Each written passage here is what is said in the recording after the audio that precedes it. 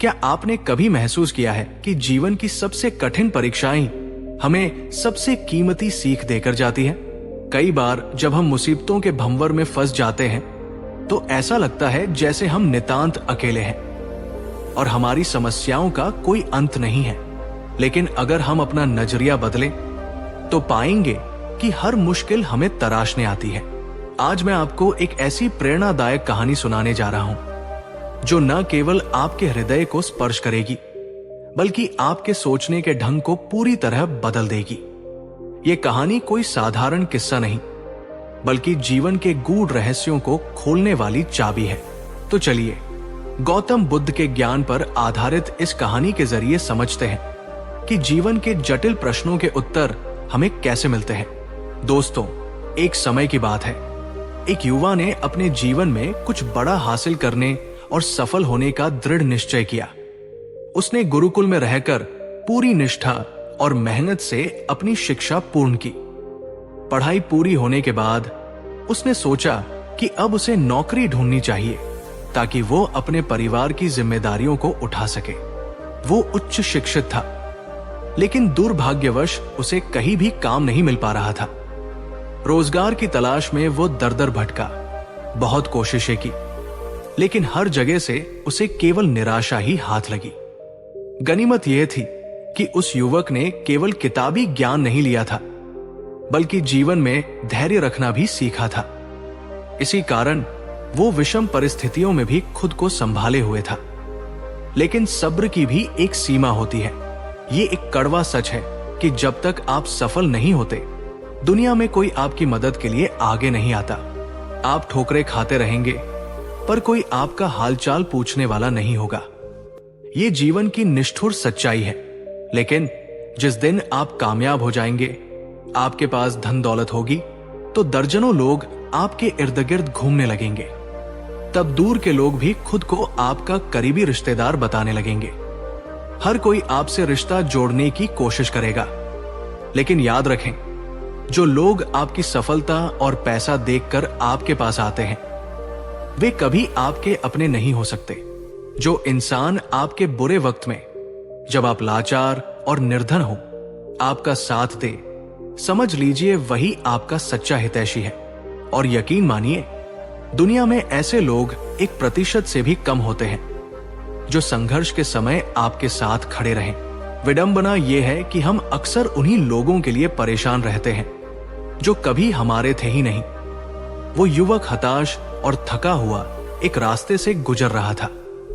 तभी उसकी नजर एक आश्रम पर पड़ी। वहां एक बौद्ध भिक्षु अपने शिष्यों को उपदेश दे रहे थे। सभी शिष्य बड़े ही ध्यान और शांति से उनकी बातें सुन रहे थे। उस शांति को देखकर युवक के कदम ठिठक गए। उसके मन में जिज्ञासा हुई कि आखिर वहां क्या चर्चा हो रही है। वो धीरे धीरे आगे बढ़ा और पास ही मौजूद एक आम के वृक्ष की छाव में बैठ गया। महात्मा कह रहे थे, जब किसी नई चीज का आरंभ होता है तो अक्सर उससे पहले पुराना सब कुछ समाप्त हो जाता है। नवनिर्माण से पहले विध्वंस होता है। जब इंसान के जीवन में ऐसा वक्त आए कि उसे लगे सब कुछ खत्म हो गया है, वो पूरी तरह टूट चुका है, कोई रास्ता नहीं बचा और मदद मांगने पर भी कोई हाथ आगे ना आए, तो समझ लेना चाहिए कि बदलाव करीब है। महात्मा ने आगे कहा, ऐसे बुरे दौर में अगर प्यास लगे तो शायद कोई पानी भी न पूछे। आप जिंदगी से हार मान सकते हैं, लेकिन उसी क्षण आपको यह विचार करना है कि अब मेरे जीवन में कुछ बहुत अच्छा और विशाल होने वाला है, क्योंकि खंडहरों पर ही नई इमारत बनती है। जैसे लोहे को पिघलाकर और पीट कर ही उसे नया आकार दिया जाता है, वैसे ही जब आप मुसीबतों से टूट जाएं, तो ये विश्वास रखें कि ईश्वर आपको किसी बड़े उद्देश्य के लिए तैयार कर रहा है। ये उम्मीद ही आपको जीवित रखेगी। जब टूटने की सीमा आ जाए तो समझ लेना कि जुड़ने का वक्त आ गया है। इतना कहकर गुरुजी ने अपना प्रवचन समाप्त किया और शिष्यों से कहा, आज के लिए इतना ही, कल हम यहीं से आगे चर्चा करेंगे। शिष्य वहां से चले गए। तब वो युवक मौका पाकर उन महात्मा के पास पहुंचा। उसने हाथ जोड़कर कहा, हे ऋषिवर, मैं छिपकर आपकी बातें सुन रहा था और मुझे बहुत शांति मिली। मैं अंदर से टूट चुका हूं। बहुत पढ़ा लिखा हूं, लेकिन नौकरी के लिए भटक रहा हूं।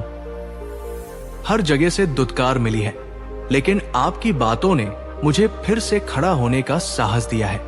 आप सत्य कहते हैं। महात्मा ने स्नेहपूर्ण दृष्टि से उसे देखा और पूछा, वत्स, अपनी समस्या विस्तार से बताओ। युवक ने कहा, महाराज, शिक्षा पूरी करने के बाद जब मैं घर लौटा तो आर्थिक तंगी थी। मैं कमाने निकला, लेकिन जहां भी गया असफलता ही मिली। मैं बहुत परेशान हूं। कृपया मेरा मार्गदर्शन करें ताकि मैं भी जीवन में सफलता के शिखर को छू सकूं। तब उन बौद्ध भिक्षु ने कहा, मैं तुम्हें सफलता के साथ ऐसे मूल मंत्र आते बता रहा हूं जिन्हें अगर तुमने अपने जीवन में उतार लिया तो तुम्हें कामयाब होने से कोई नहीं रोक सकता। मेरे जिन शिष्यों ने इन नियमों का पालन किया वे आज संसार में कीर्तिमान स्थापित कर रहे हैं। पहला नियम, अपनी प्रतिभा को पहचानो। महात्मा ने कहा, सफलता की पहली सीढ़ी है अपने गुणों को पहचानना। किसी भी कार्य को शुरू करने से पहले अपनी अंतरात्मा में झांक कर देखो कि तुम्हारे भीतर कौन सी विशेष प्रतिभा है। हर इंसान किसी न किसी खास हुनर के साथ पैदा होता है। उन्होंने समझाया, सोचो, अगर मैं इस आम के पेड़ पर चढ़ने की प्रतियोगिता रखूं और वहां बंदर, भालू, हाथी, घोड़ा और गिलहरी हो तो सबसे पहले कौन चढ़ेगा? युवक बोला, निश्चित रूप से गिलहरी और बंदर झट से चढ़ जाएंगे, लेकिन हाथी और घोड़ा तो चढ़ ही नहीं पाएंगे। महात्मा मुस्कुराए, बिल्कुल सही, यही हमारे जीवन में होता है। हम अपनी नैसर्गिक प्रतिभा को पहचानने के बजाय दूसरों की नकल करने लगते हैं। हम मछली को पेड़ पर चढ़ाना चाहते हैं। दुनिया के जितने भी सफल लोग हैं उन्होंने वही काम किया जिसके लिए वे बने थे। 98% लोग भेड़ चाल में चलते हैं और दूसरों जैसा बनने की कोशिश में असफल हो जाते हैं। केवल 1% लोग अपनी स्वयं की प्रतिभा, सेल्फ टैलेंट को पहचान कर उस पर काम करते हैं और इतिहास रचते हैं। इसलिए सबसे पहले खोजो कि तुम किस काम में माहिर हो। दूसरा नियम, ब्रह्मा मुहूर्त में उठना। सफल होने की दूसरी आदत है समय का सही उपयोग। तुम्हें सूर्योदय से पहले जागना होगा। अगर तुम सुबह 4 या 5 बजे उठते हो तो तुम्हें अपने प्रतिद्वंद्वियों से दिन में 2 से 3 घंटे अधिक मिलते हैं। जो लोग देर तक सोते हैं वे आलस्य और रोगों का शिकार हो जाते हैं। सुबह जल्दी उठकर अपने पूरे दिन की योजना बनाओ। तय करो कि आज क्या करना है। इससे तुम्हारा समय व्यर्थ नहीं जाएगा और तुम भीड़ से हमेशा आगे रहोगे। तीसरा नियम, विजुअलाइजेशन, विचार शक्ति का प्रयोग। तीसरी आदत है आकर्षण के नियम का प्रयोग। तुम जीवन में जो भी बनना या पाना चाहते हो उसे रोज सुबह और रात को सोने से पहले अपने मन में देखो। यह महसूस करो कि वह चीज तुम्हें मिल चुकी है। इतनी शिद्दत और सच्चाई से सोचो कि वो हकीकत लगने लगे। धीरे धीरे ये ब्रह्मांड और प्रकृति उन चीजों को तुम्हारी ओर आकर्षित करने लगेगी। इसे ही संकल्प की शक्ति कहते हैं। चौथा नियम, सकारात्मक सोच। सफलता के लिए चौथी आदत है सकारात्मकता। अपनी सोच को हमेशा पॉजिटिव रखो। नकारात्मक विचारों और निंदा से दूर रहो। अगर तुम दूसरों की बुराई या अपने दुश्मनों के बारे में सोचते रहोगे तो तुम्हारी ऊर्जा व्यर्थ होगी और तुम अपने लक्ष्य से भटक जाओगे। तुम्हारे आलोचक तुम्हें गिराने की कोशिश करेंगे, लेकिन अगर तुम अपनी धुन में सकारात्मक होकर चलते रहे तो वे खुद ब खुद रास्ते से हट जाएंगे। नकारात्मक लोगों से दूरी बना लो, यही तुम्हारी जीत है। पांचवा नियम, गोपनीयता। पांचवी और महत्वपूर्ण बात, अपने राज किसी को मत बताओ। अपने भविष्य की योजनाओं का ढिंढोरा मत पीटो। जब तक काम पूरा न हो जाए शांत रहो। अगर तुम पहले ही बता दोगे तो लोग तुम्हें हतोत्साहित करेंगे या बाधा डालेंगे। काम इतनी खामोशी से करो कि सफलता शोर मचा दे। अपनी योजनाओं को गुप्त रखना ही समझदारी है। छठा नियम, सही दिशा में कड़ी मेहनत। छठा सूत्र है परिश्रम, लेकिन सही दिशा में। केवल कड़ी मेहनत काफी नहीं है। गधा भी मेहनत करता है, लेकिन राजा नहीं बनता। मेहनत के साथ सही दिशा का होना अनिवार्य है। किसी भी लक्ष्य को पाने से पहले ये शोध करो कि उसे पाने का सबसे सरल और सटीक रास्ता कौन सा है।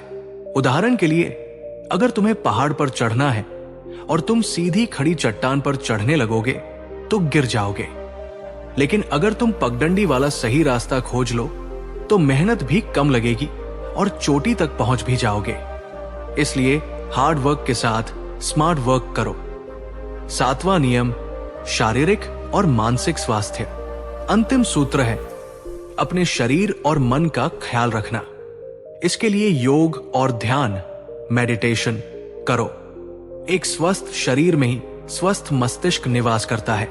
योग करने से आलस्य खत्म होता है और ध्यान करने से एकाग्रता बढ़ती है।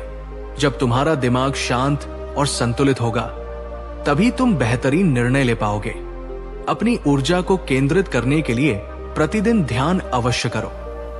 महात्मा ने अपनी बात समाप्त करते हुए कहा, युवक, जाओ और सबसे पहले ये पता लगाओ कि तुम किस हुनर में सबसे आगे हो। फिर उसी दिशा में अपनी पूरी ऊर्जा लगा दो। युवक ने गुरु के चरणों में नमन किया और घर लौट आया। उसने 15 दिनों तक एकांत में चिंतन किया कि आखिर उसकी असली प्रतिभा क्या है। अंत में उसे एहसास हुआ कि उसे तलवारबाजी, स्वॉर्ड्समैनशिप में बहुत रुचि है और वो उसमें निपुण भी है। उसने दिन रात अभ्यास किया और एक महान तलवारबाज बन गया। उसकी ख्याति दूर दूर तक फैल गई। एक दिन पड़ोसी राज्य के राजा ने उसकी कौशल की चर्चा सुनी और उसे अपनी सेना में उच्च पद पर आमंत्रित किया।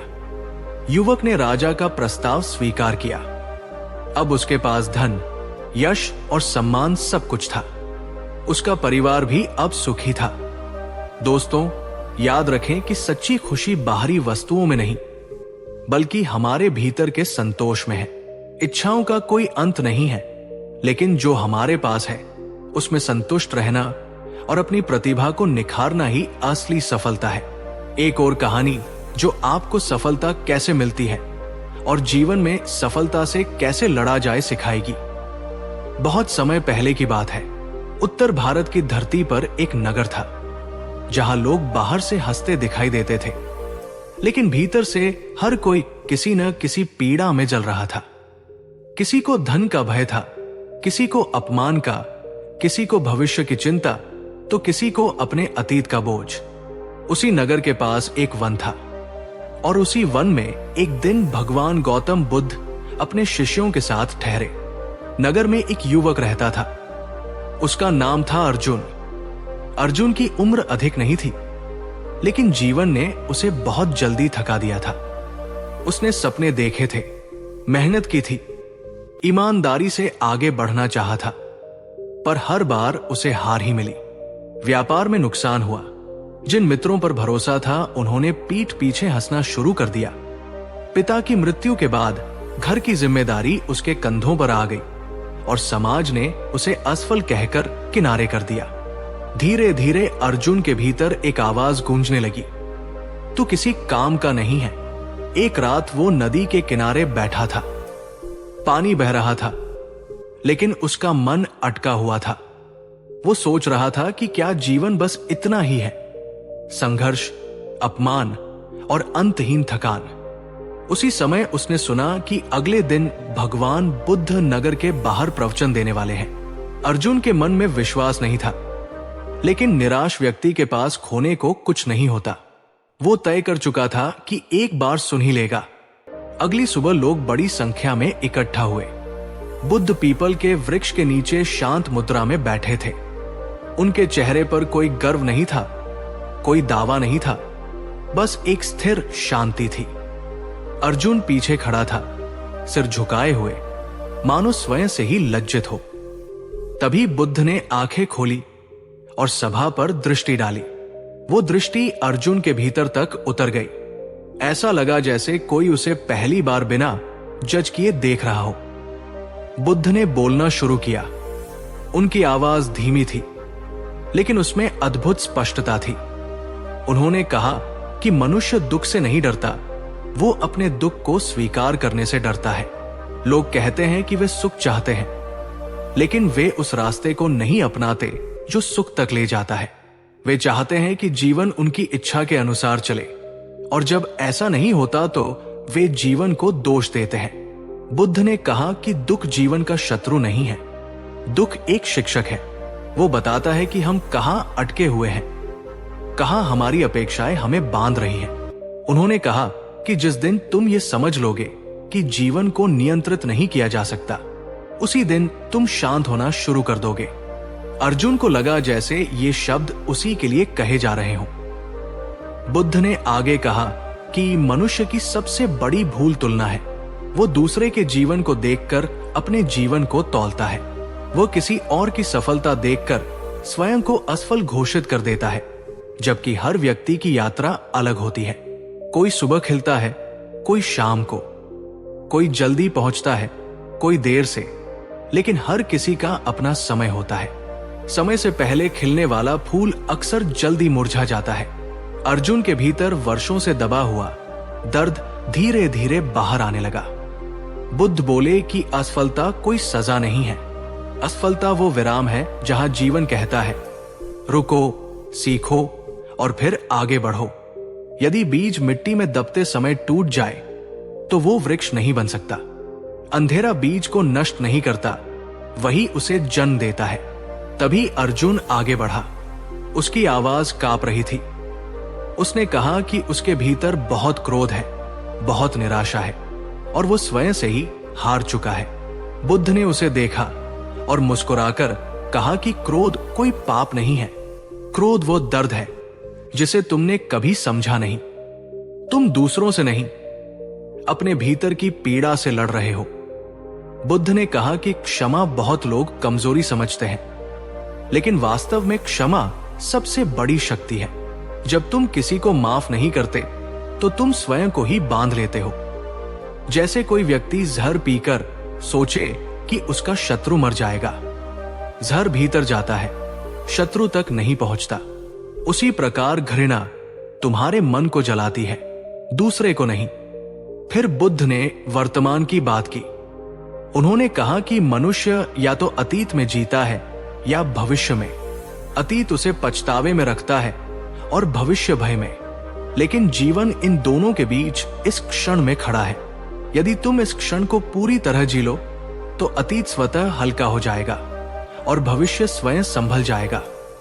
बुद्ध ने कहा कि कर्म कोई सजा नहीं है, कर्म परिणाम है। जैसे बीज डालोगे वैसा ही फल पाओगे। आज का विचार कल का जीवन बनता है। इसलिए जीवन बदलना है तो परिस्थितियां नहीं, विचार बदलो। जब विचार शुद्ध होंगे, कर्म शुद्ध होंगे और धीरे धीरे जीवन की दिशा बदलने लगेगी। प्रवचन के अंत में बुद्ध ने कहा कि वे किसी को दुख से मुक्त नहीं कर सकते, लेकिन वे ये दिखा सकते हैं कि दुख के ऊपर कैसे उठा जाए। उन्होंने कहा कि हर मनुष्य के भीतर एक बुद्ध छिपा है, जागृत, शांत और करुणामय। आवश्यकता केवल उसे पहचानने की है।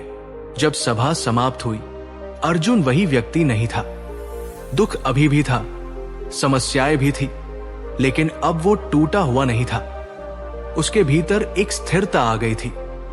वो समझ चुका था कि जीवन उसे तोड़ने नहीं, गढ़ने आया है। समय बीतने के साथ अर्जुन ने ध्यान करना शुरू किया, सरल जीवन अपनाया और दूसरों की सहायता करने लगा। दुख आए, लेकिन अब वो उनसे भागता नहीं था, वो उन्हें समझता था। एक दिन उसने स्वयं से कहा कि बुद्ध ने उसे नया जीवन नहीं दिया, उन्होंने उसे जीवन को देखने की नई दृष्टि दी। यही बुद्ध का संदेश है। जीवन को बदलने की नहीं, स्वयं को समझने की आवश्यकता है। जब मन शांत होता है तब जीवन अपने आप सरल हो जाता है। उम्मीद है कि बुद्ध की शिक्षाओं पर आधारित इस कहानी ने आपके अंदर एक नई ऊर्जा का संचार किया होगा। अगर आपने इससे कुछ सीखा है तो वीडियो को लाइक करें और इसे अपने मित्रों के साथ शेयर करना न भूलें। ऐसी ही ज्ञानवर्धक कहानियों के लिए हमारे channel Buddha life lessons hub को सब्सक्राइब करें। मिलते हैं अगली वीडियो में, तब तक अपना ख्याल रखें। नमो बुद्धाय।